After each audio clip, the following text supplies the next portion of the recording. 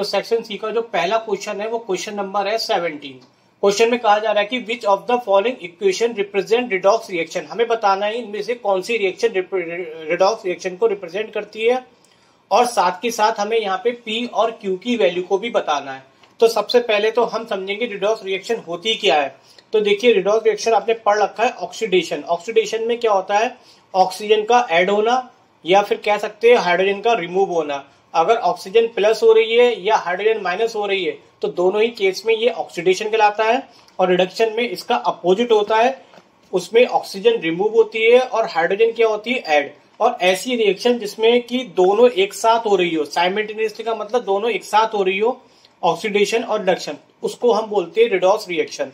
तो यहाँ पे इसी के बेस पे हमें इन दोनों रिएक्शनों को बताना है कि क्या ये रिडॉक्स रिएक्शन है या नहीं।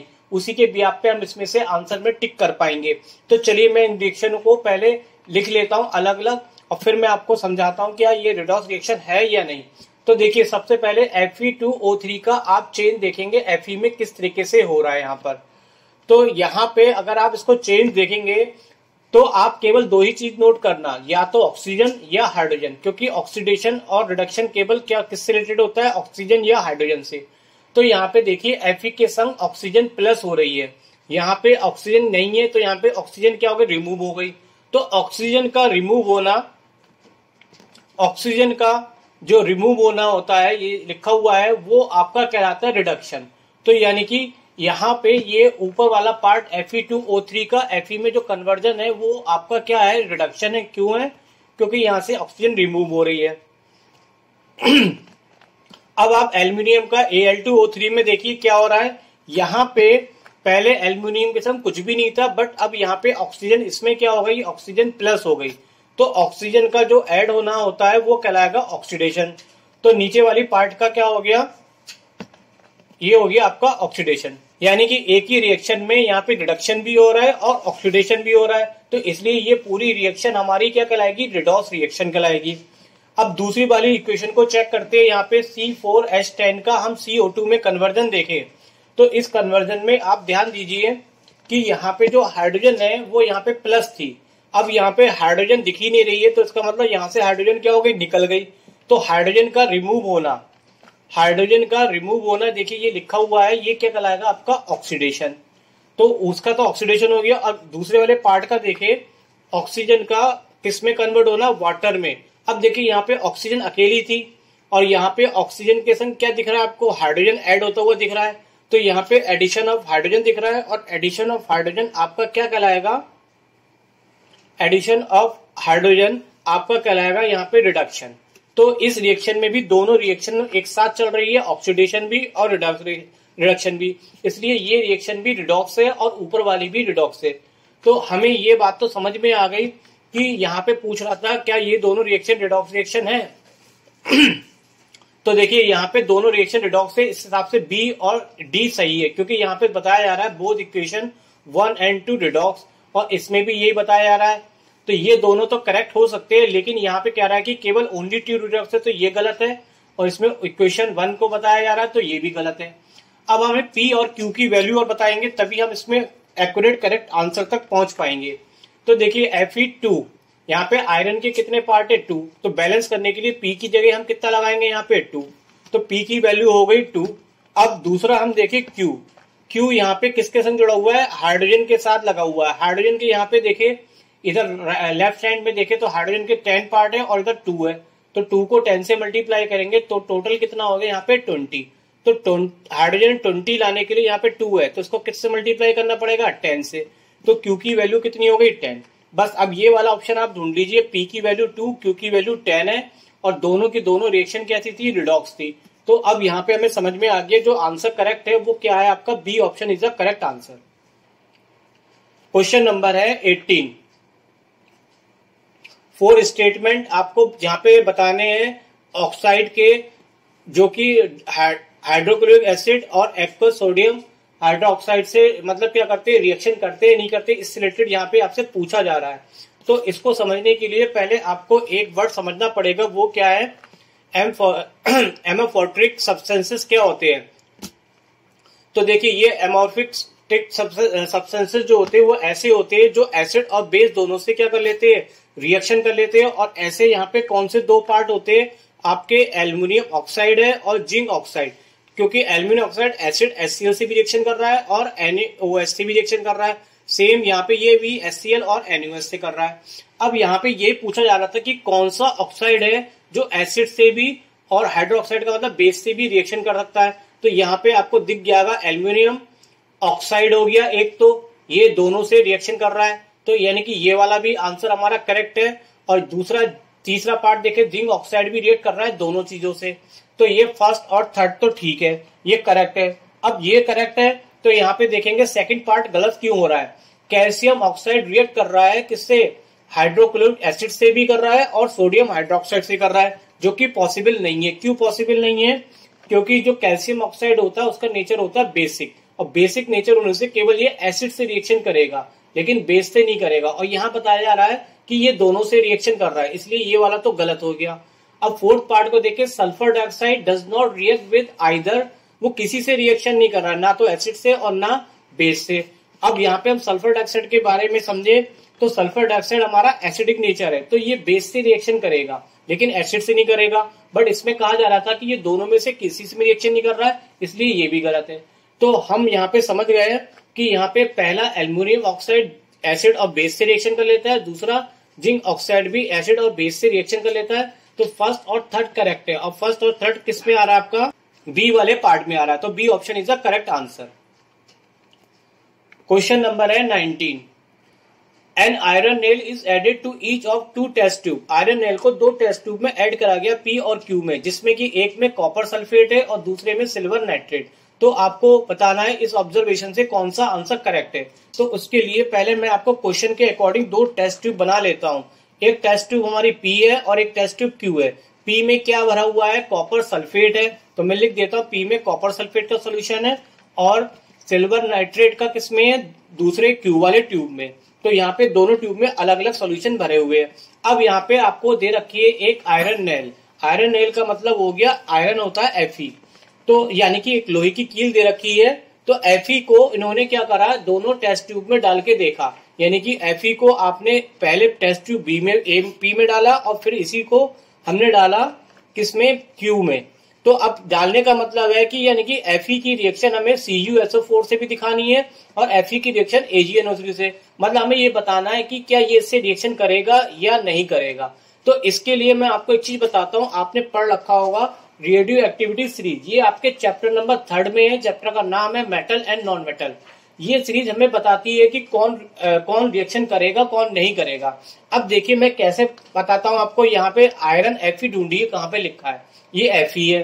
फिर कॉपर ढूंढिए तो कॉपर ये रहा, और फिर Ag ढूंढेंगे तो Ag, यानी Fe के नीचे ही कॉपर आ रहा है और Fe के नीचे ही Ag आ रहा है। इसका मतलब जो सीरीज में ऊपर नाम होता है वो ज्यादा रिएक्टिव होता है। रिएक्टिव होने का सेंस का मतलब ये है कि वो Fe कॉपर से भी रिएक्शन कर लेगा, यानी कि कॉपर को डिस्प्लेस कर देगा, और Fe Ag के सॉल्यूशन से भी रिएक्शन कर लेगा, Ag को डिस्प्लेस कर देगा। जो ऊपर होता है वो इसको डिस्प्लेस कर देगा। इसका मतलब मैं ये कहना चाह रहा हूं कि यहाँ पे जो Fe है वो कॉपर सल्फेट से रिएक्शन करेगा।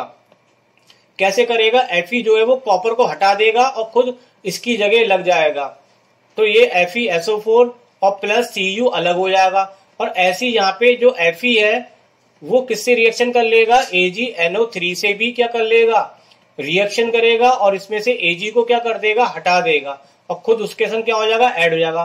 कहने का मतलब है यहाँ पे दोनों रिएक्शन पॉसिबल है, ये इससे भी रिएक्शन करेगा इससे भी। उसका रीजन ये है कि जो Fe है वो दोनों के ऊपर आ रहा है। अगर मैं यही बात एक बात यहाँ पे कॉपर सल्फेट की जगह अगर मैं ZnSO4 का सोल्यूशन लेता तो क्या ये इससे रिएक्शन होती, तो ये इससे रिएक्शन नहीं करता, क्योंकि Fe नीचे है और Zn ऊपर है। तो Fe जो है वो Zn को यहाँ से हटा नहीं सकता था, क्योंकि सीरीज के हिसाब से जो चीज ऊपर होती है वो ही डिस्प्लेस करेगा, नीचे वाला ऊपर वाले को कभी डिस्प्लेस नहीं करेगा। तो यहाँ पे ये रिएक्शन पॉसिबल नहीं होती। फिलहाल यहाँ पे ये Fe जो है वो कॉपर के भी ऊपर आ रहा है और वो Ag के भी ऊपर आ रहा है। इसका मतलब ये दोनों रिएक्शन पॉसिबल है। अब देखिए इसी के बिहाफ पे हम यहाँ पे ऑप्शन पढ़ते हैं। In the test tube P, iron nail is coated with a blue coating. In test tube Q there is no reaction. देखिए क्यू के बारे में लिखा है कोई रिएक्शन नहीं होगी इसमें, तो ये तो गलत है। हमने तो पढ़ लिया कि रिएक्शन होगी, तो ये ऑप्शन गलत हो गया।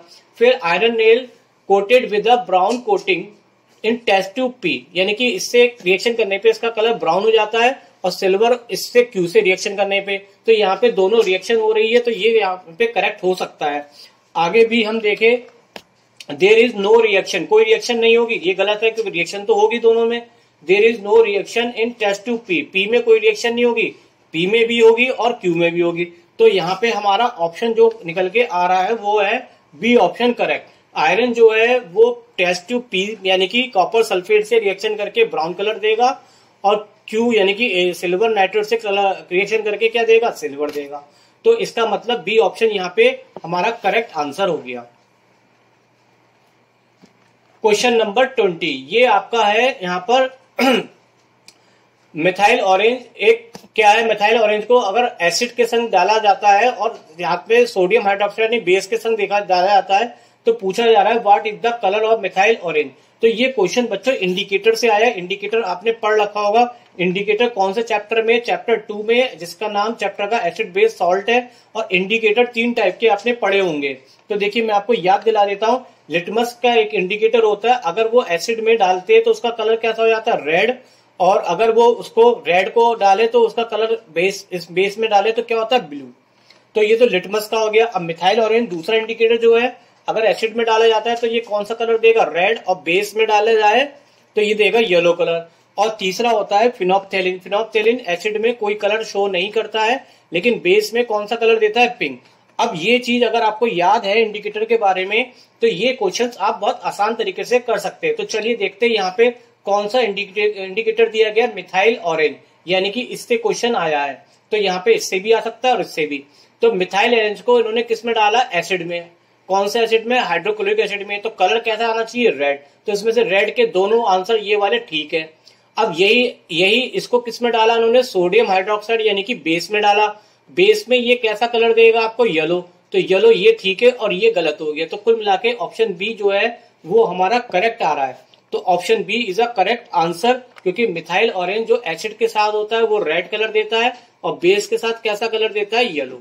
तो ये टेबल आपको याद होनी चाहिए। क्वेश्चन नंबर है 21। यहाँ पे कहा जा रहा है कि विच of the following substance when dissolve in equal volume of water will have the highest pH value. आपको यहाँ पे हाईएस्ट पीएच वैल्यू देखना है। तो देखिए बच्चों, आपको पीएच वैल्यू अगर देखनी है तो एक पीएच स्केल आपने पढ़ रखा होगा चैप्टर नंबर 2 में, एसिड बेस सॉल्ट में। यहाँ पे जो पीएच स्केल होता है वो 0 से 14 तक की वैल्यू होती है, जिसमें कि आपने ये भी पढ़ा होगा कि 7 पे ये ना एसिड होता है ना बेस। लेकिन 7 के अगर हम इधर की तरफ चले कम वैल्यू में तो ये मोर एसिड होता जाएगा, और इधर की तरफ बढ़ता जाए तो मोर बेस होता जाएगा। यहाँ पे क्वेश्चन देखिए क्या पूछा जा रहा था, हाईएस्ट पीएच वैल्यू। तो देखिए हाईएस्ट सबसे ज्यादा वैल्यू कितनी होती है, 40, और वो भी किसकी होती है, सोडियम हाइड्रोक्साइड की। तो सोडियम हाइड्रोक्साइड की जो वैल्यू होती है सबसे ज्यादा होती है, यही आपसे पूछा जा रहा था। तो आपका यहाँ पे जो ऑप्शन है वो D option is the correct answer. फिर है बच्चों क्वेश्चन नंबर 22। यहाँ पे कहा जा रहा है कि when excess of carbon dioxide is pass through lime water the milkiness disappear. तो चलिए पहले इस क्वेश्चन को, ऑप्शन से पहले तो हमें अपने पास से रिएक्शन समझनी पड़ेगी। क्या रिएक्शन है यहाँ पे, जो लाइम वाटर है, लाइम वाटर का फॉर्मूला होता है कैल्शियम हाइड्रोक्साइड। उसकी रिएक्शन किससे कराएंगे, कार्बन डाइऑक्साइड से कराई तो बनता है कैल्शियम कार्बोनेट। ये कैल्शियम कार्बोनेट जो बना है वो इनसॉल्युबल है और साथ के साथ मिल्कीनेस है यहाँ पर। अब यहाँ पे इस क्वेश्चन में कहा जा रहा था कि एक्सेस ऑफ कार्बन डाइऑक्साइड, अगर इसी रिएक्शन में हम कार्बन डाइऑक्साइड की क्वांटिटी को बढ़ा दे तो देखिए यहाँ पे रिएक्शन बदल जाएगी। रिएक्शन किस तरीके से बदलेगी, जब इसमें हमारे पास कार्बन डाइऑक्साइड ज्यादा होगी तो फर्दर जो इसमें कैल्शियम कार्बोनेट बना है ये फर्दर कार्बन डाइऑक्साइड और वाटर से रिएक्शन करेगा, अब बनाएगा कैल्शियम बाइकार्बोनेट। पहले ये इनसॉल्युबल था, अब यहाँ पे ये क्या बन रहा है, सॉल्युबल। पहले यहाँ मिल्कनेस था, अब यहाँ पे मिल्कनेस क्या होगी, डिसअपियर। तो यहाँ पे कहा भी जा रहा था कि मिल्कनेस क्या हो रही है, डिसअपियर हो रही है। अब देखिए यहाँ पे आपको इसमें से ऑप्शन ढूंढना है, तो मैं ज्यादा टाइम लेके मैं बी ऑप्शन पे आ जाता हूँ। यहाँ पे देखिए लिखा है कि इनसॉल्युबल कैल्शियम कार्बोनेट। तो यहाँ पे भी देखेंगे इनसॉल्युबल है और ये कैल्शियम कार्बोनेट है। ये कन्वर्ट किस में हो रहा है, वाटर सॉल्युबल कैल्शियम बाइकार्बोनेट। तो ये सॉल्युबल किस में कन्वर्ट हो रहा है, कैल्शियम बाइकार्बोनेट में। जब हमने एक्सेस करा तो एक्सेस करने में क्या होगा, यहाँ पे अगर हम कार्बन डाइऑक्साइड की क्वांटिटी को बढ़ा दे तो ये इनसॉल्युबल पार्ट किस में कन्वर्ट हो जाता है, सॉल्युबल में, और कैल्शियम कार्बोनेट किस में कन्वर्ट हो जाता है, कैल्शियम बाइकार्बोनेट में। तो ये ऑप्शन आपका बी में मैच कर रहा है, तो इसलिए यहाँ पे ऑप्शन जो होगा बी करेक्ट आंसर होगा। क्वेश्चन नंबर है 23, in the reaction of aqueous solution of barium chloride with aqueous solution of sodium sulphate the aqueous solution form. तो देखिए पहले तो हमें यहाँ पे रिएक्शन लिखनी पड़ेगी। रिएक्शन किसकी, बेरियम क्लोराइड। बेरियम क्लोराइड का फॉर्मूला होता है BaCl2, और फिर हमें रिएक्शन लिखनी है सोडियम सल्फेट यानी कि Na2SO4 की। तो जब इसकी हम रिएक्शन कराते हैं तो बेरियम सल्फेट का प्रेसिपिटेट बनता है और सोडियम क्लोराइड का एक्वस सोल्यूशन बनता है। क्वेश्चन में यहाँ पे पूछा जा रहा था जब बेरियम क्लोराइड की रिएक्शन हम सोडियम सल्फेट से कराते हैं तो कौन सा एक्वस सोल्यूशन बन रहा है। तो एक्वस सोल्यूशन कौन सा बन रहा है आपका, NaCl। और अगर कहीं कभी कभी ये प्रेसिपिटेट भी पूछता, अगर प्रेसिपिटेट होता तो BaSO4 होता। तो प्रेसिपिटेट पूछा जाएगा तो बी ऑप्शन होगा, लेकिन सोल्यूशन पूछा जाएगा तो ऑप्शन डी होगा। अब यहाँ के अकॉर्डिंग देखें तो एक्वस सोल्यूशन की बात कर रहे हैं, इसलिए ऑप्शन यहाँ पे कौन सा मैच करेगा, डी ऑप्शन। तो D option is the correct answer. फिर देखिए यहाँ पे एक असर्शन रीजन का क्वेश्चन नंबर 24 है। पहले असर्शन और रीजन को करने से पहले हमें ये चेक करना होता है कि इसमें ट्रू और फॉल्स की बात करें कि कौन ट्रू है कौन फॉल्स, तभी हम आगे बढ़ते हैं। तो सबसे पहले तो हम ट्रू फॉल्स देखते हैं कि ये बात सही है या गलत। तो पहले में कहा गया कि जो एलिमेंट है वो मेंबर है क्या सेम होमोलोगो सीरीज के। तो देखिए आपको मैं बताता हूँ होमोलोगो सीरीज आपने क्या पढ़ा होगा। होमोलोगो सीरीज में एक प्रॉपर्टी होती है कि फंक्शन सेम होता है, दूसरी प्रॉपर्टी होती है फॉर्मूला सेम होता है, तीसरी प्रॉपर्टी होती है कि केमिकल प्रॉपर्टी सेम होती है, और सबसे इंपॉर्टेंट बात कि हर एक दो लगातार मेंबर में कितने का डिफरेंस होना चाहिए, CH2। तो अगर मैं इन दोनों का डिफरेंस निकालू किसका, C4H6 में से C4H8 का, तो C तो हो गया 0 और यहाँ पे आ गया 2, तो 0 नहीं आके यहाँ पे CH2 आना चाहिए था, जो कि यहाँ पे नहीं दिख रहा है। इसलिए क्या ये एक ही होमोलोगो सीरीज को फॉलो कर रहे हैं, नहीं कर रहे। तो ये असर्शन तो हमारा यहाँ पे रॉन्ग है, इसलिए मैं यहाँ पे इसके आगे क्रॉस लगा देता हूँ।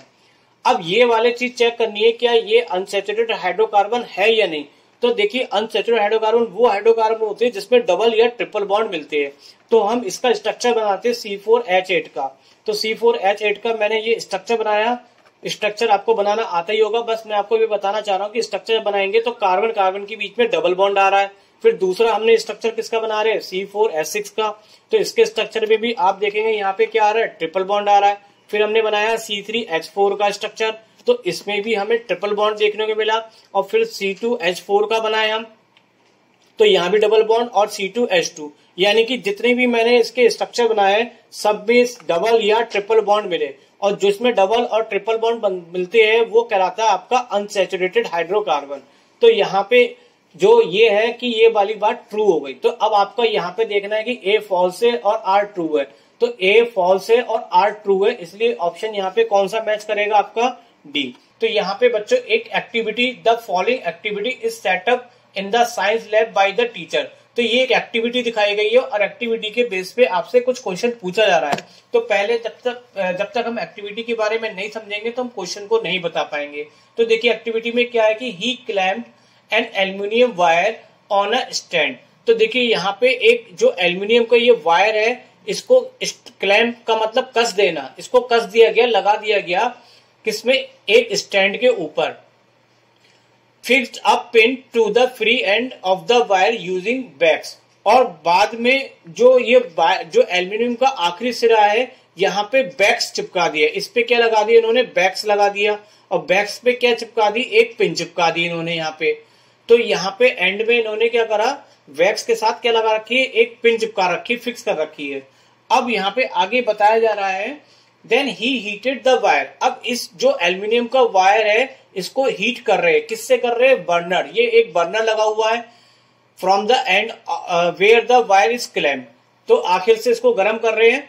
अब यहाँ पे जो स्टूडेंट है उसने क्या देखा, ऐसा देखते हुए स्टूडेंट ने ऑब्जर्व करा कि जैसे ही हमने इसको गर्म करा तो थोड़ी देर बाद जो पिन वैक्स के सारे यहाँ पे लगा रखी थी वो पिन नीचे गिर जाती है। वो पिन क्या हो गई, फॉल ऑफ, नीचे गिर गई। अब इसी पे बेस्ड आपसे कुछ क्वेश्चन यहाँ पे पूछे जा रहा है। तो क्वेश्चन ये है कि इफ द टीचर ने कहा कि अगर हम एल्यूमिनियम को वायर को किससे रिप्लेस कर दे, जो वायर आपका एल्यूमिनियम है और सिल्वर का फॉर्मूला होता है आपका Ag। अगर हम एल्यूमिनियम को सिल्वर से रिप्लेस कर दे तो will the student observation change, तो जो स्टूडेंट को पहले दिखाई पड़ रहा था कि ये पिन नीचे गिर जा रही थी, तो अब इसके ऑब्जर्वेशन में कुछ बदलाव आएगा या नहीं आएगा, मतलब पिन गिरेगी या नहीं गिरेगी या कुछ और भी कंडीशन होगी, वो आपको बताना है। तो देखिए बच्चों, यहाँ पे क्या, ये पहले एल्यूमिनियम का वायर है, इसको चेंज करा गया सिल्वर के वायर से। अब देखिए, आपने एक प्रॉपर्टी पढ़ रखी होगी सिल्वर के वायर में, silver is the best conductor of किसका, हीट का भी, और साथ में किसका होता है, इलेक्ट्रिसिटी का भी होता है। तो अब जहां पे जब हम इसको गर्म कर रहे थे, एल्यूमिनियम के वायर को हीट कर रहे थे, तो ये हीट होने में थोड़ा सा एल्यूमिनियम का वायर क्या करेगा, समय लेगा। लेकिन सिल्वर का वायर, यानी कि अगर ये सिल्वर का वायर होगा तो ये बहुत जल्दी गर्म हो जाएगा, बहुत जल्दी गर्म होगा तो ये वैक्स भी बहुत जल्दी क्या होगा, मेल्ट होना शुरू हो जाएगा, और जैसे ये मेल्ट होगा तो उसमें चिपकी हुई पिन क्या होगी, जल्दी। तो स्टूडेंट के ऑब्जर्वेशन में ये बदलाव आएगा, जो पिन यहाँ पे गिर रही थी, अब वो उसकी गिरने की जो रेट होगी वो थोड़ी तेज हो जाएगी। यानी कि पहले अगर वो 2 सेकंड में गिर रही है, तो हो सकता है कि वो 2 सेकंड, यानी कि मान लेते हैं वो 1 सेकंड में ही गिर जाएगी। तो इसके गिरने में बदलाव ये है, क्योंकि सिल्वर जो है वो बेस्ट कंडक्टर है इलेक्ट्रिसिटी और हीट का। अब इस क्वेश्चन का आंसर कैसे लिखेंगे, तो वो भी मैं आपको लिख के दूंगा, एक एक चीज मैं आपको करा के जाऊंगा इस वीडियो में। बिल्कुल चिंता करने की कोई जरूरत नहीं, समझाने के साथ हर चीज लिखवाऊंगा, एक एक पॉइंट, एक एक वर्ड। आपको कुछ भी देखने की कहीं से जरूरत ना पड़ेगी, ना बुक से, ना कहीं अदर सोर्स से। तो देखिए, यहाँ पे क्वेश्चन में कहा गया था कि टीचर ने रिप्लेस करा एल्यूमिनियम वायर को, तो हमने कहा कि ऑब्जर्वेशन में क्या चेंज आएगा, तो यस, बच्चों को जो स्टूडेंट है इसको ऑब्जर्वेशन में चेंज आएगा। क्या चेंज आएगा, the observation will slightly change, थोड़ा सा चेंज हो जाएगा, मतलब पिन पहले भी गिर रही थी और अब भी गिरेगी, तो ये चेंज तो आएगा। अब पिन जो थी वो फॉल अर्लियर, मतलब थोड़ा पहले से ज्यादा जल्दी गिर जाएगी। क्यों, क्योंकि सिल्वर क्या है, कंडक्ट करता है हीट को better than aluminium, because silver जो है वो बहुत जल्दी हीट को ट्रांसफर कर देगा आगे, और वैक्स क्या होगा, तुरंत मेल्ट होना शुरू हो जाएगा, उस पे लगी हुई पिन क्या हो जाएगी, तुरंत गिर जाएगी। तो ये इसका हो गया आपका आंसर। अब इसमें एक सेकंड पार्ट पूछा गया है, will the aluminium wire melt, क्या ये जिसको गर्म करते रहेंगे तो क्या ये एल्यूमिनियम का वायर मेल्ट हो जाएगा। तो इसको मेल्ट होने के लिए बच्चों कम से कम 600 से अबव का टेम्परेचर चाहिए होता है, और इतना टेम्परेचर ये जल्दी से प्रोवाइड नहीं कर पाएगा, तो यहाँ पे ये एल्यूमिनियम का वायर भी मेल्ट नहीं होगा। तो इसका आंसर लिखेंगे कि एल्यूमिनियम का वायर मेल्ट होगा, तो नो। क्यों नहीं होगा, the aluminium wire will not melt because इसका जो मेल्टिंग पॉइंट होता है वो 660 डिग्री सेंटीग्रेड होता है, जो कि बहुत ज्यादा है, और इस पे जो वैक्स है वो मेल्ट हो जाएगा, क्योंकि वैक्स के लिए टेम्परेचर बहुत कम चाहिए होता है, तो ये जल्दी मेल्ट हो जाएगा, लेकिन एल्यूमिनियम का वायर मेल्ट नहीं होगा। तो यहाँ पे इस एक्टिविटी के ये 2 क्वेश्चन पूछे गए थे, तो दोनों आपके सामने ये आंसर भी मैंने लिख रखे हैं। आगे बढ़ते हैं नेक्स्ट क्वेश्चन पे। नेक्स्ट क्वेश्चन है आपका 26। यहाँ पे आपको अटेम्प्ट करने ए और बी, इट मीन्स कि या तो ए क्वेश्चन को आपको बोर्ड में करके पाना एग्जाम में, या बी, लेकिन मैं यहाँ पे आपको ये दोनों ही क्वेश्चन कराऊंगा, क्योंकि यहाँ पे आपको दोनों क्वेश्चन इसलिए करना है, ये तो सैंपल पेपर है, इससे बोर्ड का पूरा आपको आइडिया लगने वाला है। तो चलिए पहले मैं फर्स्ट क्वेश्चन ए लेता हूं। अब देखिए, ए क्वेश्चन में क्या कहा गया है, an element x is store in a kerosene.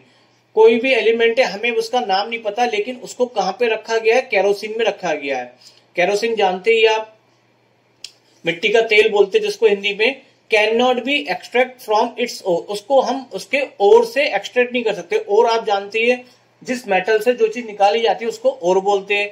Using a reducing agent, x form an ionic compound on a reaction with chlorine, और एक्स जो है वो एक आयनिक कंपाउंड भी बताया गया, क्योंकि जब क्लोरीन से वो रिएक्शन कर लेता है। अब पहला क्वेश्चन आपसे पूछा जा रहा है, can be store x in water, जैसे कि इन्होंने लिखा था कि एक्स को इन्होंने केरोसिन में स्टोर करा। क्या ये पूछना चाह रहे हैं कि इसको केरोसिन की जगह हम क्या इसको वाटर यानी कि H2O में क्या कर सकते हैं, स्टोर कर सकते हैं।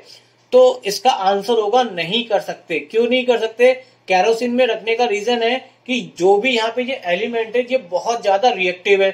बहुत ज्यादा रिएक्टिव होने पे इसको अगर हम वाटर में रखेंगे तो ये वाटर के संग जो ऑक्सीजन होती है उससे तुरंत क्या कर लेगा, ये रिएक्शन कर लेगा, और रिएक्शन करके इससे कोई भी एक्सप्लोजन ये बना सकता है।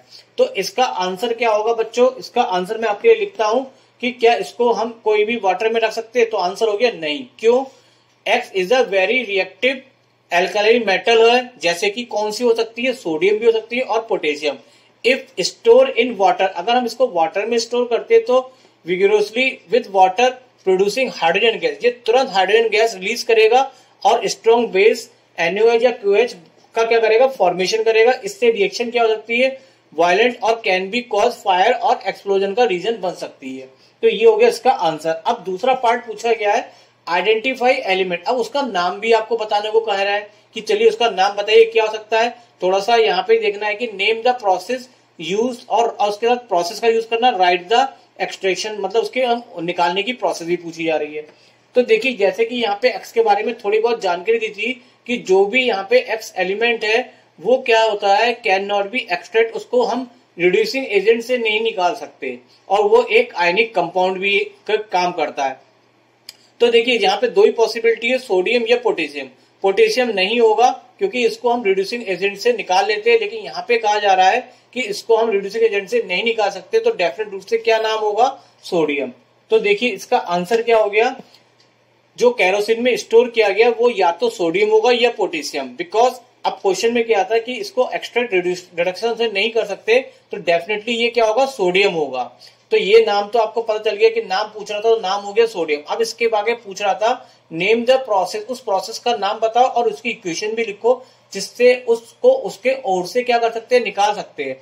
तो एक्स जो है वो सोडियम है, और सोडियम को किससे एक्सट्रैक्ट करते हैं हम, सोडियम क्लोराइड से। और किस प्रोसेस से करते हैं, इलेक्ट्रोलाइसिस से, क्योंकि यहाँ पे रिड्यूसिंग एजेंट से तो नहीं कर सकते, तो हम किससे करेंगे उसको, इलेक्ट्रोलाइसिस से। अब हमें उसकी इक्वेशन भी लिखनी है, तो चलिए मैं आपको समझाता हूँ किस तरीके से इलेक्ट्रोलाइसिस होता है। तो देखिए हमें NaCl क्या है, हमारा ओर है, और इससे हमें क्या ऑब्टेन करनी है, Na, जिससे हमें मेटल ऑब्टेन करनी होती है उसको हम क्या कहते हैं, ओर। तो हमें इसकी NaCl के ओर से, और ये कैसी स्टेट में, मोल्टन। मोल्टन का मतलब होता है अपनी लिक्विड स्टेट की फॉर्म में है। तो जब ये मोल्टन स्टेट में होगा तो ये अपने आयंस में क्या होता है, स्प्लिट हो जाएगा। यहाँ पे सोडियम आयन बनेंगे और इससे क्लोरीन आयन। अब सोडियम आयन जो होंगे वो न्यूट्रल होने के लिए क्या करेंगे, इस पे एक प्लस है तो इसको एक इलेक्ट्रॉन की क्या करेगी, जरूरत पड़ेगी। यहाँ पे एक इलेक्ट्रॉन ये लेगा इसको न्यूट्रल करने के लिए, बट बैलेंस के हिसाब से देखिए यहाँ पे 2 लगा है तो यहाँ पे भी 2 इलेक्ट्रॉन। तो ये जो सोडियम होगा वो सोडियम आयन से सोडियम एटम में कन्वर्ट होने के लिए क्या करेगा, 2 इलेक्ट्रॉन को लेगा। इसी तरह से क्लोरीन आयन है, इस पे माइनस है तो ये लेने की बजाय 2 इलेक्ट्रॉन क्या करेगा, दे देगा। तो यहाँ से क्लोरीन आयन से जब क्लोरीन कन्वर्ट होगी एटम्स में, तो यहाँ पे ये इलेक्ट्रॉन क्या करेगा, रिलीज करेगा। अब ऑल ओवर रिएक्शन देखे तो ऑल ओवर रिएक्शन देखिए क्या बन के आएगी। सबसे पहले हमने NaCl लिया था तो ये NaCl तो आ गया। अब यहाँ पे सोडियम आयन से ये तो, मतलब इलेक्ट्रॉन इसने लिए तो ये क्या बन गया, सोडियम। तो ये सोडियम बन गया। और क्लोरीन आयन को जब न्यूट्रल किया तो क्लोरीन आयन यहाँ पे क्या हो गया आपका, क्लोरीन क्या क्या बन गया, Cl2। तो ऑल ओवर हम रिएक्शन देखेंगे तो ये वाली रिएक्शन आपकी यहाँ पे आ जाती है। तो ऑल ओवरऑल रिएक्शन हमारी क्या आ जाती है बच्चों, ये। अब देखिए मैं आपको एक चीज और बता दूं बच्चों, जरूर नहीं कि ये सारे आप स्टेप लिखिए, ये मैंने आपको समझाने के लिए बताया कि इलेक्ट्रोलाइसिस से कैसे मेटल को निकाला जाता है। तो यहाँ पे देखिए NaCl से क्या मिल गया हमें, Na। लेकिन आप चाहेंगे तो यहाँ पे इस क्वेश्चन के अकॉर्डिंग आप केवल डायरेक्ट ये वाली इक्वेशन लिख देंगे तो आपका भी आंसर यहाँ पे कंप्लीट माना जाएगा। तो बच्चों यहाँ पे ये क्वेश्चन हो गया आपका 26 का A पार्ट। अब इसी 26 क्वेश्चन का जो और में पूछा गया था B पार्ट, उसको भी करते हैं। तो देखिए यहाँ पे क्वेश्चंस में क्या कहा गया है, डोम्स ऑफ मैनी बिल्डिंग। तो पहले तो मैं आपको ये समझा दूं डोम्स होते क्या है, तो उसके लिए मैं आपको एक पिक्चर दिखाता हूं तो आप समझ जाएंगे डोम्स का मतलब।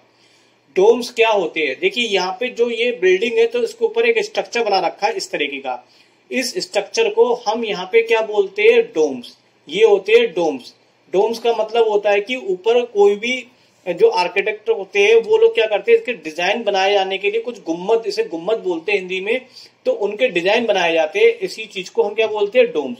अब यहाँ पे क्वेश्चन पढ़ते, क्वेश्चन में कहा गया है domes of many building in Europe. Europe में जितने भी डोम्स है यानी कि ऊपर में बिल्डिंग पे जो डिजाइन दे रखे हैं वो सारे के सारे किसके बनाए गए, कॉपर के, यानी कि ये सारे किसके, कॉपर के। These dome now appear greenish in color। लेकिन जो बहुत पहले बनाए गए थे डोम वो आज की डेट में हमें कैसे दिखाई पड़ते हैं, ग्रीनिश यानी कि ग्रीन कलर के दिखाई पड़ते हैं। अब इसी के बेस पे यहाँ पे हमसे कुछ क्वेश्चन पूछे गए। पहला क्वेश्चन है why do the domes appear greenish though copper is the orange red in colour. मतलब कि जो डोम्स है वो ग्रीन कलर के क्यों दिखाई पड़ते हैं, जबकि कॉपर का तो रंग होता है ऑरेंज या रेड।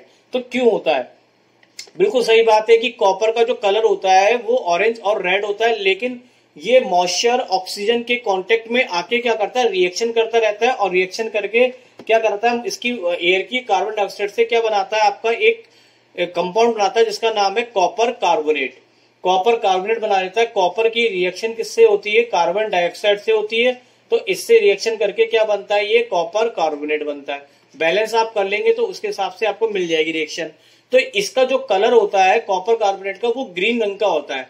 इसी के कारण जो कॉपर होता था वो ऑरेंज रेड का होता है, लेकिन जब इसकी क्योंकि हवा के कांटेक्ट में रहता है, इसको ये तो एयर में ही रहता है, जो गुम्बद है आपका डोम है, तो ये इससे रिएक्शन कर लेता है कार्बन डाइऑक्साइड से और ऑक्सीजन के एयर में, और उसको करके ये कन्वर्ट करेगा इसमें जिसका कलर ग्रीन होता है। इसी के कारण हमें डोम्स कैसे दिखाई पड़ते हैं, ग्रीनिश कलर के। तो ये तो पहला क्वेश्चन हो गया। दूसरा पूछा गया है, in your opinion should the copper domes be replaced by iron domes to overcome the problem of change of colour of copper डोम।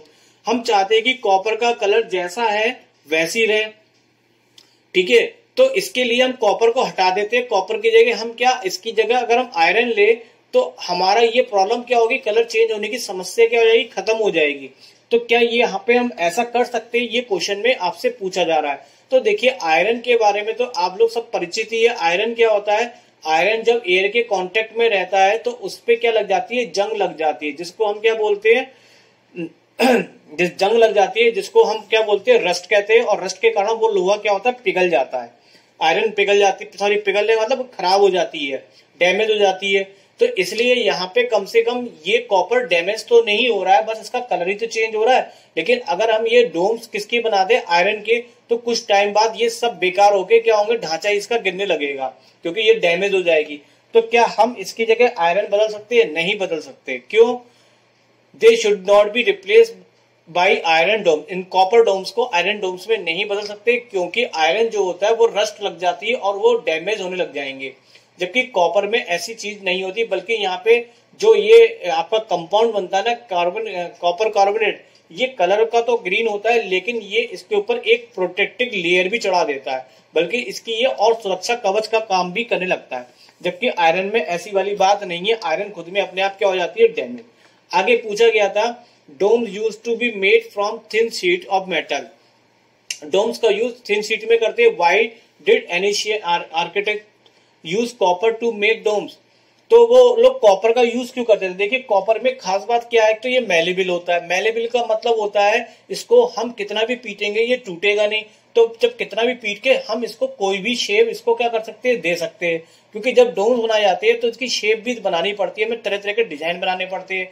तो उस पर्पज से हम इस पे कॉपर का यूज करते थे।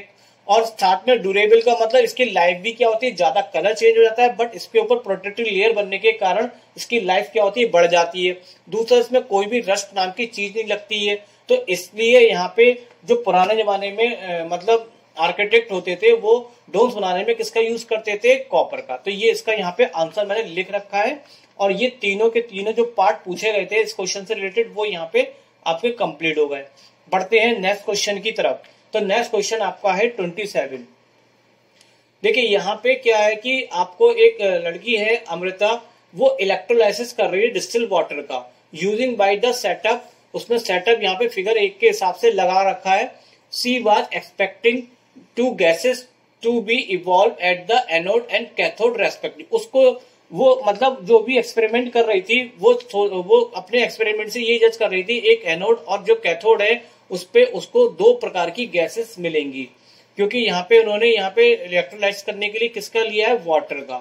अब आप जानते हैं वाटर से 2 गैसेस क्या बन सकती है आपकी, एक बनेगी हाइड्रोजन और एक बनेगी ऑक्सीजन। तो उसको लग रहा था एक जगह हाइड्रोजन बनेगी और एक जगह ऑक्सीजन, वो उसका इंतजार कर रही थी।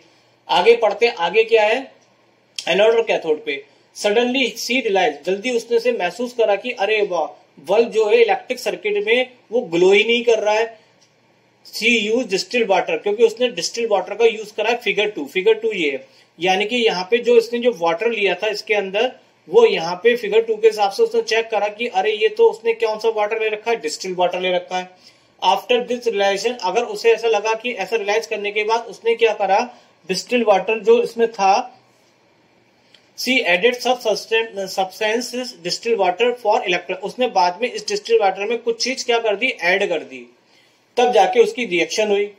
अब इसी के बेस पे आपको जो क्वेश्चन यहाँ पे पूछे जा रहे हैं, ये तो हमने कहानी पढ़ी कि इस एक्सपेरिमेंट की कहानी क्या थी। अब मेन जो है मुद्दा वो है क्वेश्चन यहाँ पे पूछे जा रहे हैं। सबसे पहला क्वेश्चन पूछा जा रहा है, which gas was expecting to be form at the anode and which one at the cathode respectively.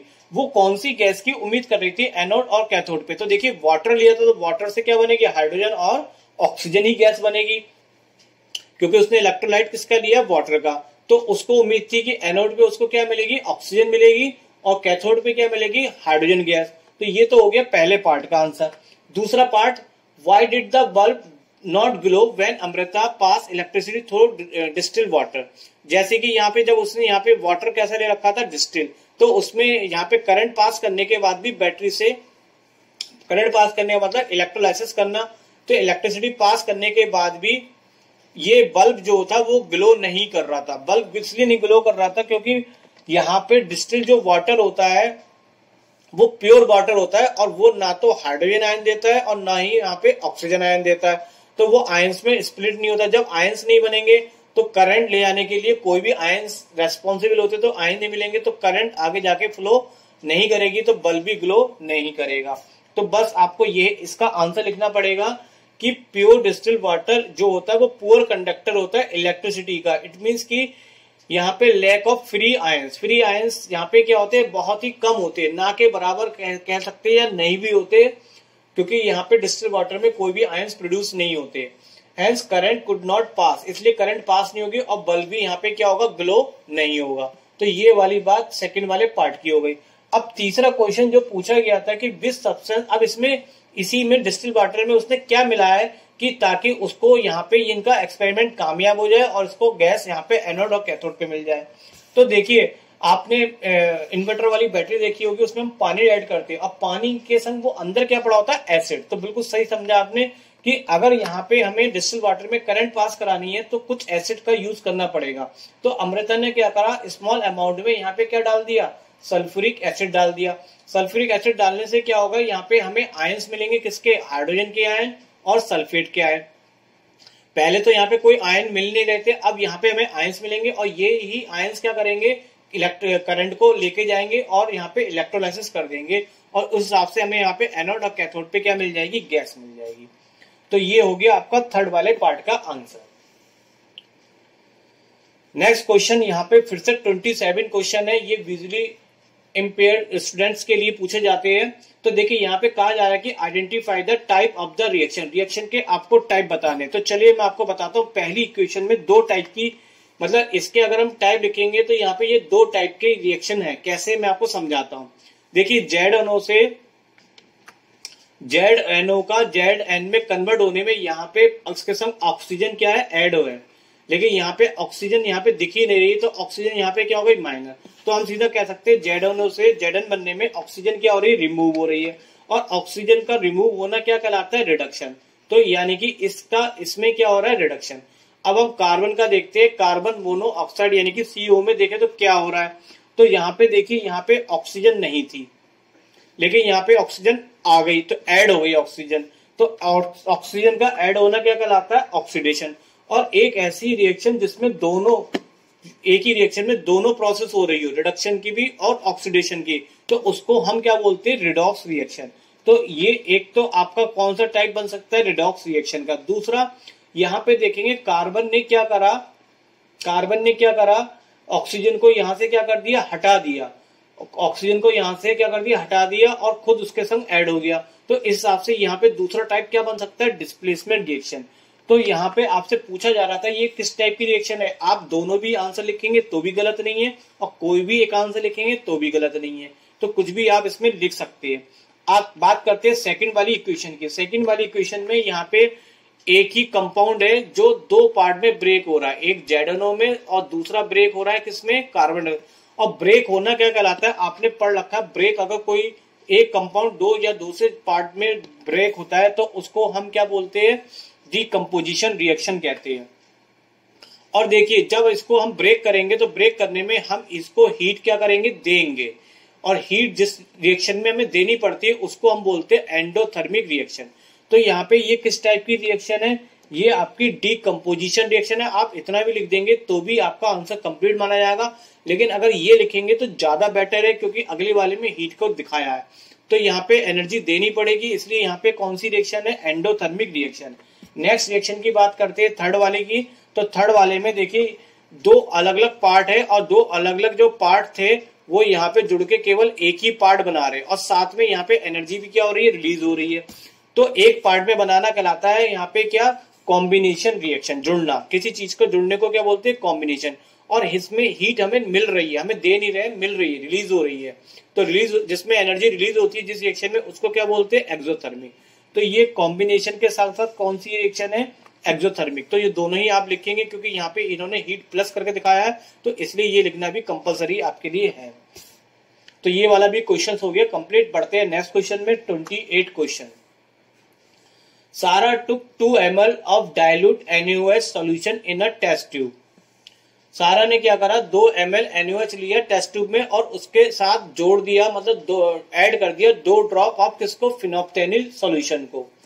The solution turn pink in colour. तो सॉल्यूशन का कलर कैसा हो जाता है, पिंक हो जाता है। तो हम जानते हैं कि फिनोप्टेनिल में क्या होता है, जब कोई भी बेस को हम डालते हैं तो उसका कलर क्या होता है, फिनोप्टेनिल का न्यूट्रल से क्या होता है, पिंक होने लगता है।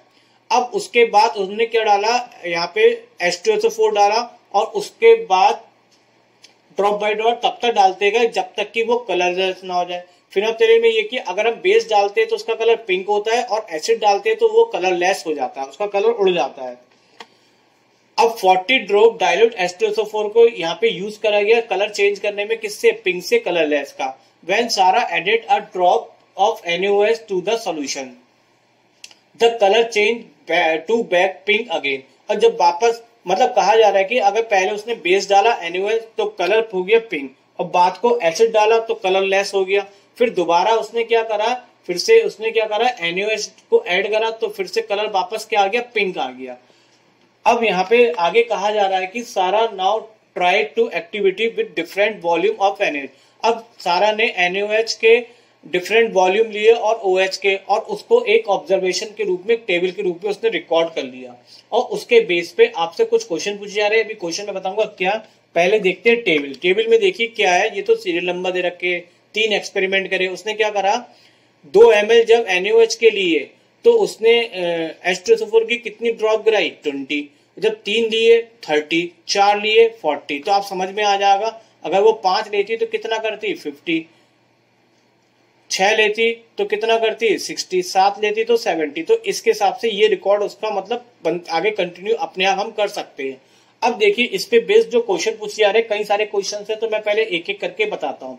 तो पहला क्वेश्चन पूछा गया है, इफ सारा यूज, अगर कंसंट्रेट H2SO4 का यूज करे किसके प्लेस में, H2SO4 के प्लेस में, तो how many drop will be required to change in colour to be observe. अब देखिए बच्चों, पहले तो मैं आपको एक चीज बताता हूं, कंसंट्रेट और डाइल्यूट में क्या अंतर होता है। क्योंकि यहाँ पे जो क्वेश्चन था उसने 40 ड्रॉप किसकी गिराई थी, डाइल्यूट H2SO4 की गिराई थी।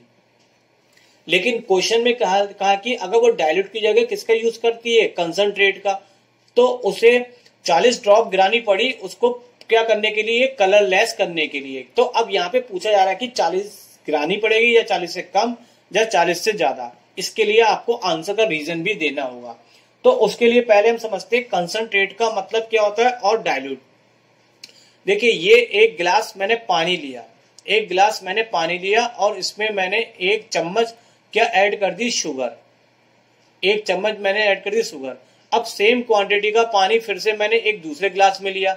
अब इसमें मैंने यहाँ पे तो मैंने 1 चम्मच करी थी, अब यहाँ पे मैंने शुगर की मान लीजिए कि 10 चम्मच मैंने इसमें ऐड कर दी। तो अब आप देखेंगे कि शुगर के पार्टिकल इसमें ज्यादा होंगे या इसमें। तो डेफिनेट रूप से जिसमें मैंने 10 चम्मच डाली है तो इसमें शुगर के पार्टिकल ज्यादा होंगे और इसमें कम होंगे। तो ये कम मीठा भी होगा और ये ज्यादा मीठा भी होगा।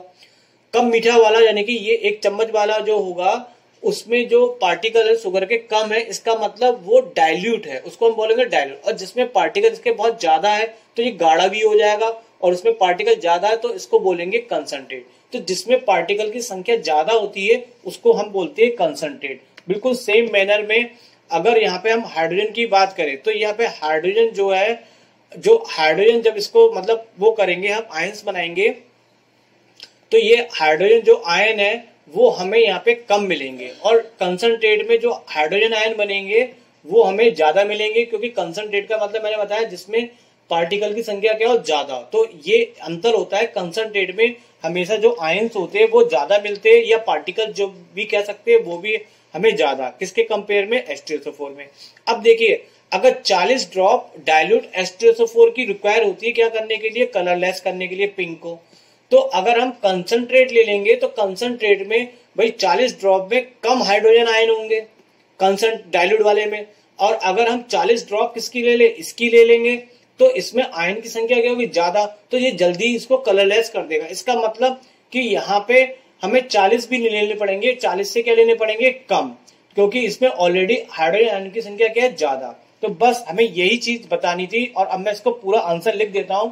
यहाँ पे ऑप्शन तो बी करेक्ट है, क्योंकि कॉन्सेंट्रेट H2SO4 में हमें ज्यादा से ज्यादा हाइड्रोजन आयन देंगे, और हाइड्रोजन आयन ही क्या कर रहे हैं, पिंक को क्या कर रहे हैं, कलरलेस कर रहे हैं, किसके कंपेयर में, डाइल्यूट। तो डाइल्यूट में हमारे को कितनी ड्रॉप की जरूरत पड़ रही थी, 40, अब कितने की पड़ेगी हमें यहाँ पे, 40 से कम की। अगला पार्ट है बी, सारा मेजर 20 ड्रॉप लेती है किसकी, H2SO4 की, और फाउंड इट्स वॉल्यूम किसको, उसको कितना मिलता है, उसको 1 ml। इफ सारा observed a change in color of NaOH solution by using 3 ml of H2SO4, how many ml of NaOH did she add to the test tube initially? तो देखिए यहाँ पे सबसे पहले आप समझिए, 20 ड्रॉप H2SO4 में जब लेते हैं तो हमें कितना ml बनता है, वॉल्यूम 1 ml, और यहाँ पे नीचे हमें कितना ml बनाने को कहा जा रहा है, 3 ml। तो पहले तो आप यहाँ पे समझिए कि यहाँ पे 20 ड्रॉप कितने ml के बराबर है। तो देखिए यहाँ पे पहले हम लिख लेते तो मैं आपको यहाँ पे क्लियर कर पाऊंगा। आप देखिए 1 ml H2SO4 के लिए कितना ड्रॉप लिए थे, 20 ड्रॉप। तो कितना ml की बात लेने के लिए कह रहा है, 3 ml। तो 1 ml में 20 ड्रॉप है, तो 3 ml में 3 से मल्टीप्लाई करेंगे तो कितनी ड्रॉप हो जाएगी, 60। 1 में 20 आते हैं तो 3 रुपए में कितने आएंगे, 60। कुछ इस तरीके से आप समझ सकते हैं। तो यहाँ पे आपको एक बात समझ में आ गई कि 1 ml अगर हमें चाहिए तो 20 ड्रॉप लग रही है, और यहाँ पे कितने ml उसने यूज करे हैं, 3 ml H2SO4 के, तो हमें ड्रॉप कितनी चाहिए होगी, ड्रॉप चाहिए होगी 60। अब इस टेबल की बात करते हैं। देखिए यहाँ पे 3 तक तो टेबल सीरियल में, अब मैं उसका आगे सीरियल नंबर 4 डालता हूँ, तो यहाँ पे 2 3 4, अब मैं नेक्स्ट लेता हूँ 5। तो यहाँ पे 2 के लिए कितनी थी, 23 के लिए 30, 4 के लिए 40, तो इस हिसाब से 5 के लिए कितनी होगी, 50। मुझे यहाँ पे चाहिए 60 ड्रॉप। तो फिर मैं एक रीडिंग और बढ़ा देता हूँ आगे, यहाँ पे इसको मैं हटा देता हूँ यहाँ पे और फेयरली लिख देता हूँ। अब देखिए यहाँ पे मैंने क्या करा, 6 ड्रॉप के लिए करेंगे तो 60। तो अब आपको समझ में आ जाएगा कि अगर हम 60 ड्रॉप H2SO4 की यूज कर रहे हैं तो कितना ml लग रहा है आपका, 3 ml। अब हमें यहाँ पे ये बताना है how many ml of NaOH, तो NaOH का कितना ml यहाँ पे यूज हुआ होगा, ये आपको यहाँ पे बताना है। तो देखिए यहाँ पे बच्चों बताने के लिए क्या है, यहाँ पे 20 ml पे हमने निकाल लिया कितना, 1 है। अब 3 ml की बात करें तो 3 ml कहाँ पे बनेगा आपका, 1 ml आपको 20 ड्रॉप पे दिखा रहा है, तो 3 ml आपको कहाँ दिखाएगा, 60 ड्रॉप पे। और 60 ड्रॉप के आगे ml देखेंगे तो कितना लिखा हुआ आपके पास, 3 ml के आगे कितना लिखा हुआ, 6 ml। तो यहाँ पे 6 ml आपको NaOH यूज करना पड़ेगा, और किसमें, she add to the test tube में। तो ये चीज आपको बतानी थी, 3 ml के लिए कितनी ड्रॉप लगेगी, 3 ml के लिए आपको 60 ड्रॉप की जरूरत पड़ेगी, जो न्यूट्रलाइज करेगा 6 ml ऑफ NaOH को। थर्ड क्वेश्चन इस पे एक और पूछा गया था और करके, वो क्या है, Sara take 10 drop of dilute H2SO4 in the test tube, और ऐड कर देती है उसमें 2 ड्रॉप ऑफ किसकी, फिनोप्टेलिन सॉल्यूशन की। Then she added NaOH drop, फिर NaOH को ड्रॉप को ऐड करती है और उसकी कितनी करती है, 20 ड्रॉप। तो what change in colour see observe and why. देखिए बहुत आसान सी बात पूछ रहा है, 10 ड्रॉप H2SO4 की उसने कितनी ड्रॉप ली, 10, और NaOH की कितनी ड्रॉप ली उसने, NaOH की कितनी ड्रॉप ली, 20। देखिए ये है आपका एसिड और ये क्या है आपका बेस, और बात किसकी करी जा रही है, फिनोप्थेलिन की। फिनोप्थेलिन में एसिड जो करता है वो क्या करता है, कलरलेस, इसको क्या करता है बच्चों, कलर लेस करता है यहाँ पे। और ये क्या करता है, बेस, इसको क्या करता है, पिंक। अब यहाँ पे पूछा जा रहा है कि व्हाट चेंज इन कलर। तो देखिए संख्या किसकी ज्यादा है, 10 और 20 में किसकी संख्या ज्यादा है, NaOH की। तो NaOH की ज्यादा है तो बेस का इफेक्ट ज्यादा होगा, तो कलर आपका क्या हो जाएगा, पिंक हो जाएगा, क्योंकि यहाँ पे जो NaOH है बेसिक वो ज्यादा क्वांटिटी में आपके पास। तो अब देखिए यहाँ पे बस यही चीज आपको लिखना है, colour will change from colourless to pink हो जाएगा। फिनोप्थेलिन क्यों हो जाएगा, क्योंकि कलरलेस जो होता है वो एसिड कलरलेस करता है, और पिंक क्या करता है, उसको बेसिक क्या करता है, में पिंक कलर हो जाता है। और ड्रॉप किसकी ज्यादा है यहाँ पे, बेस की। तो इस हिसाब से कलर क्या बनेगा आपका, पिंक होगा। फिर एक सी पार्ट पूछा गया है इसी क्वेश्चन पे, इसी पे, right the balance chemical equation for the reaction taking place in above experiment, which of the following is true and why the reaction is. तो देखिए यहाँ पे दो पार्ट कौन कौन से थे, एक तो एसिड के रूप में H2SO4 आया था और बेस के रूप में NaOH। इन दोनों की रिएक्शन लिखने को कह रहा है। तो देखिए इन दोनों की रिएक्शन से हमें मिलेगा क्या, एक तो मिलेगा Na2SO4 और प्लस H2O। बैलेंस इक्वेशन करके लिख रखी, ये आपको आती होगी। अब यहाँ पे हमें इस पे ऑप्शन बताना था कि कौन सा यहाँ पे ऑप्शन हमारा करेक्ट होगा। तो देखिए ये आपका क्या है, बेस, और ये क्या है बच्चों आपका एसिड। एसिड और बेस की जब रिएक्शन कराते हैं तो यहाँ पे बनता है ये सॉल्ट, और ये बना आपका वाटर।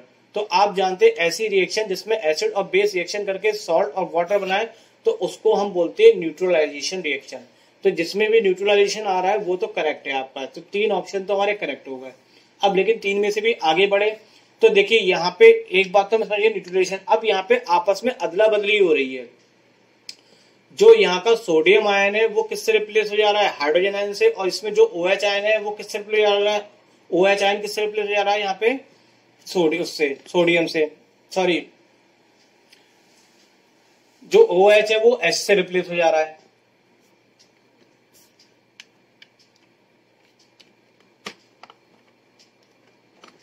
अब देखिए यहाँ पे क्या है कि ये आपस में क्या हो रही है, इसकी आयंस की क्या हो रही है, अदला बदली भी हो रही है। तो इस हिसाब से यहाँ पे रिएक्शन क्या है, डबल डिस्प्लेसमेंट रिएक्शन है। तो रीजन भी बताना है। तो रीजन में देखिए आपके लिए क्या लिखना होगा, सबसे पहले लिखेंगे बेस NaOH और एसिड H2SO4 क्या कर रहे हैं, सॉल्ट और वाटर बना रहे हैं, इसलिए ये रिएक्शन क्या है, न्यूट्रलाइजेशन रिएक्शन है। साथ के साथ डबल डिस्प्लेसमेंट, इसलिए कि जो सोडियम आयन है वो किससे रिप्लेस हो रहे हैं, हाइड्रोजन आयन से। और जो इसमें OH आयन है वो किससे रिप्लेस हो रहे हैं, इसमें सल्फेट आयन से। फिर यहाँ पे एक बात और भी थी, प्रेसिपिटेट रिएक्शन, क्योंकि डबल डिस्प्लेसमेंट इसमें भी आ गया, न्यूट्रलाइजेशन, लेकिन ये नहीं बना। क्यों, क्योंकि जो Na2SO4 बन रहा है वो वाटर में सॉल्युबल है, उसका कोई भी प्रेसिपिटेट नहीं बनेगा।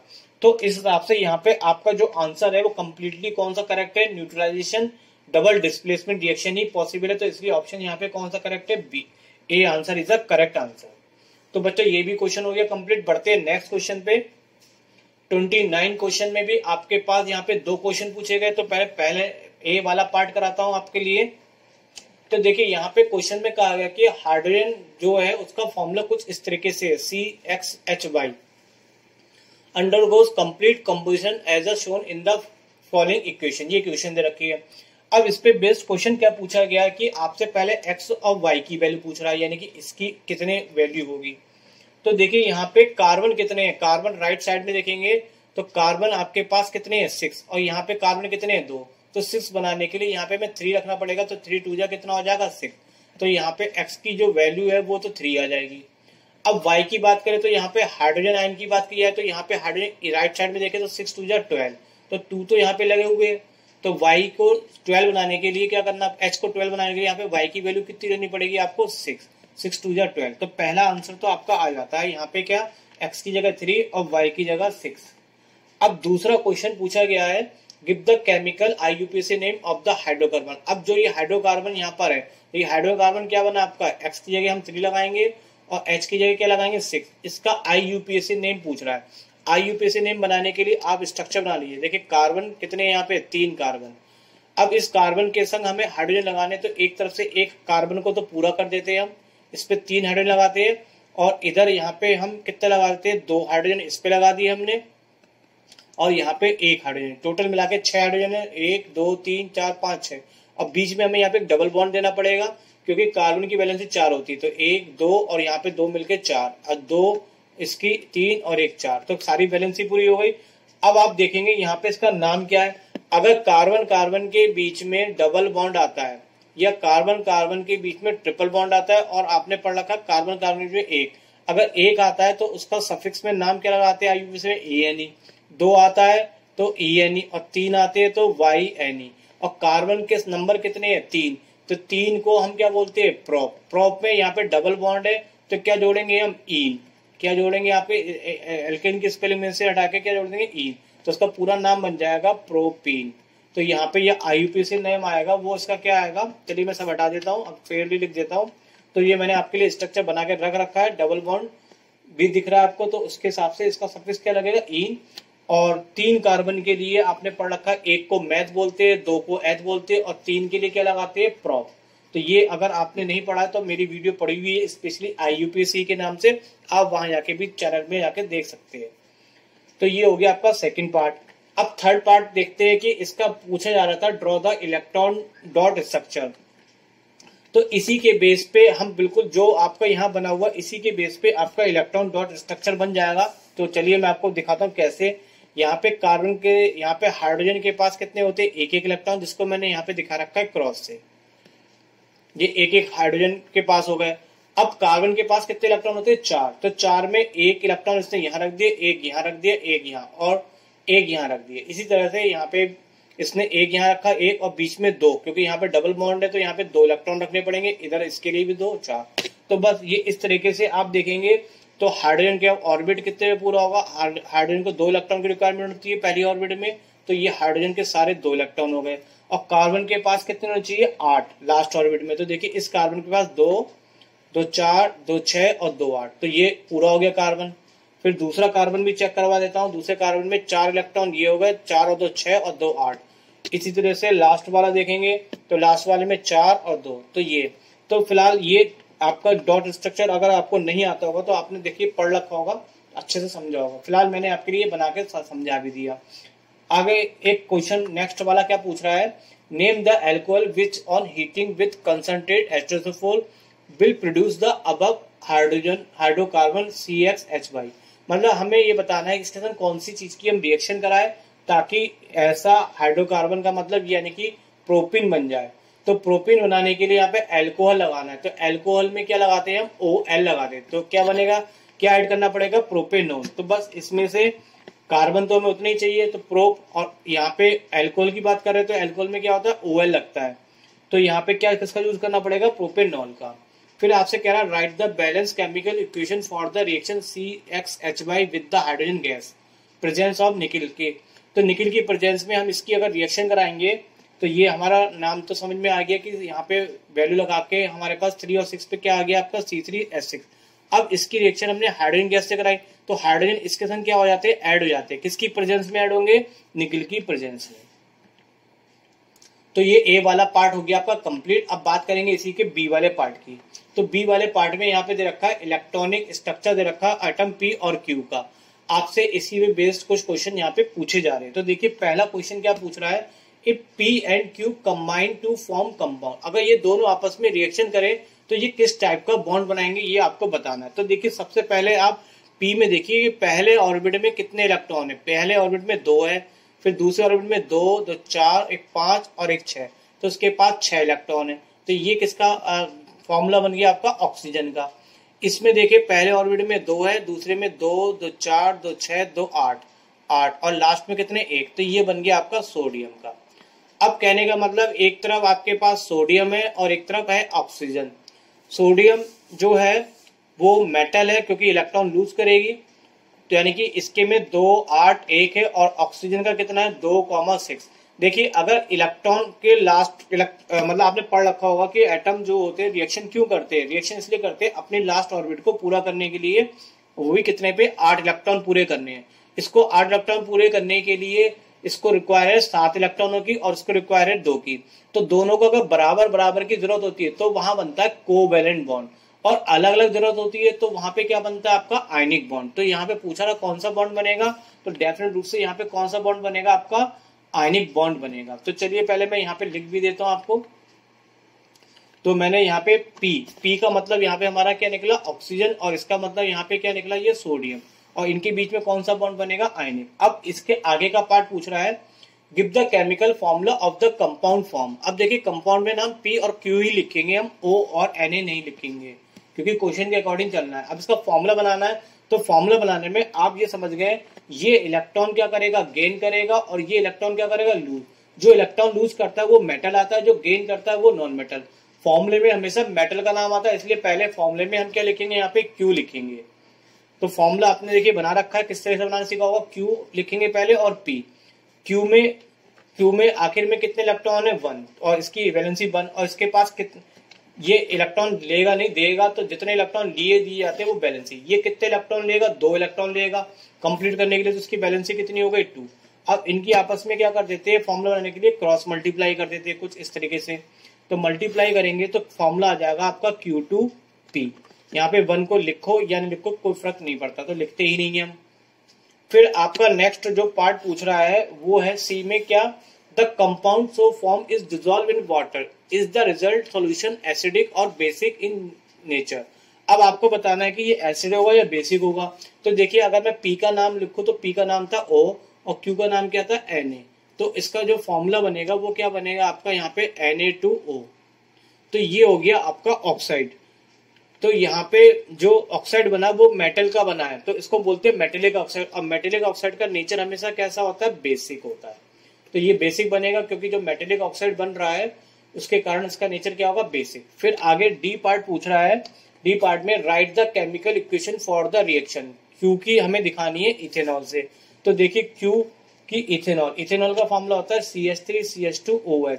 इसकी रिएक्शन हम क्यू से दिखाएंगे, तो क्यू से दिखाने के लिए यहाँ से हाइड्रोजन गैस क्या हो जाएगी, निकल जाएगी, और उसके संग क्यू क्या हो जाएगा, यहाँ पे ऐड हो जाएगा। तो क्यू ऐड होगा और हाइड्रोजन यहाँ से अलग हो जाएगा। तो ये मैंने आपको रिएक्शन लिखी रखी है। फिर इसमें एक लास्ट पार्ट पूछ रहा है, what will be the formula of the compound when P की बॉन्डिंग अगर हम कार्बन से करें। तो पी को हमें कार्बन से जोड़ना। कार्बन क्या है, यहाँ पे कार्बन जानते हैं जिसकी वैलेंसी कितनी होती है, 4, और पी की जो वैलेंसी है वो आपके पास पता ही है, यहाँ पे कितनी, 2, क्योंकि यहाँ पे 2 इलेक्ट्रॉन की रिक्वायरमेंट है। तो पहले हम इनकी बैलेंसी लिख देते हैं। अब इसकी हम फॉर्मूला बनाने के लिए क्या करते हैं, क्रॉस मल्टीप्लाई कर लेते हैं। क्रॉस मल्टीप्लाई करने के बाद फॉर्मूला क्या आ जाता है आपका, C2P4। अगर ये नीचे के नंबर कटते होते किसी टेबल से तो काटेंगे, तो उसको 2 से काटेंगे तो यहाँ पे C1 और यहाँ पे कितना आएगा, P2। 1 को लिखते नहीं तो फॉर्मूला क्या आ जाएगा, केवल CP2। तो कुछ इस तरीके से ये फॉर्मूला बनके आपका आ जाएगा CP2। अब एक बार मतलब ये ही 29 क्वेश्चन विजुअली इम्पेयर्ड स्टूडेंट के लिए पूछा गया है, तो ये भी लगभग सेम ही क्वेश्चन रिपीट लग रहा है। तो फिलहाल मैं करा देता हूँ दोनों क्वेश्चन। तो पहले ए पार्ट में आते हैं, ये वही क्वेश्चन लिखा है, यहाँ पे एक्स और वाई की वैल्यू पूछ रहा है। तो अभी मैंने आपको करके दिखाया था, तो एक्स की वैल्यू कितनी आई थी यहाँ पे 3, वाई की वैल्यू 6। IUPAC ने भी मैंने बता दिया था इसमें क्या है, ये दोनों क्वेश्चन सेम वही वाले हैं। अब ये वाला क्वेश्चन सी वाला अलग पूछ रहा है, C6 CHS/। अब ये पूछ रहा है सैचुरेटेड है अनसैचुरेटेड। तो देखिए अभी हमने इसका डायग्राम बनाया था, तो डायग्राम में डबल बॉन्ड आया था, जिसमें डबल और ट्रिपल बॉन्ड होते हैं वो सारे क्या कहलाते हैं आपके अनसैचुरेटेड हाइड्रोकार्बन। तो यहाँ पे ये क्या होगा, अनसैचुरेटेड हाइड्रोकार्बन होगा, क्यों, डबल बॉन्ड के कारण। फिर पूछ रहा नेम द एल्कोहल, ये भी क्वेश्चन हमने कर कौन सा एल्कोहल ऐड करेंगे, प्रोपिन में क्या करेंगे, OL लगाएंगे, तो यहाँ पे क्या नाम हो जाएगा, प्रोपेनॉल। और फिर यहाँ पे केमिकल इक्वेशन भी पूछी गई थी इन द प्रेजेंस ऑफ, तो ये भी रिपीट क्वेश्चन है।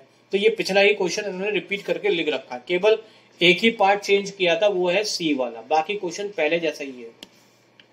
फिर इसका करते हैं बी पार्ट। बी पार्ट में क्या अलग है बिल्कुल, ऑक्सीजन कंबाइंड कर रहा है बोथ मेटल और नॉन मेटल, ऑक्सीजन दोनों से कंबाइंड हो जाता है, it combined with calcium to form calcium. और ये जब मेटल से कंबाइंड होता है तो बनाता है कैल्शियम ऑक्साइड, और जब ये नॉन मेटल यानी से कंबाइंड होता है तो बनाता है कार्बन डाइऑक्साइड।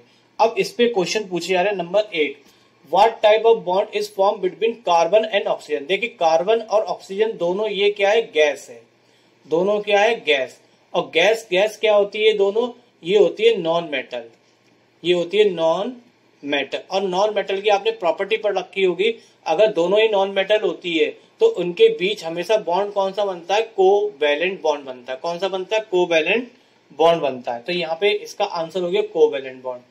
दूसरा पार्ट पूछ रहा था identified the type of bond between calcium. Calcium क्या आपकी ये मेटल है, ये क्या आपकी मेटल है, ऑक्सीजन गैस है, तो ये क्या आपकी नॉन मेटल।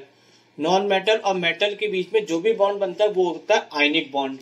तो ये आपने पढ़ रखी होगी, मेटल की मेटल और नॉन मेटल की प्रॉपर्टी में पढ़ रखा होगा कि अगर दोनों नॉन मेटल है तो कोवेलेंट बॉन्ड, और एक मेटल और एक नॉन मेटल है तो बनेगा आयनिक बॉन्ड। फिर आगे आपसे पूछा जा रहा है which of the above compound will be the good conductor of electricity in molten state.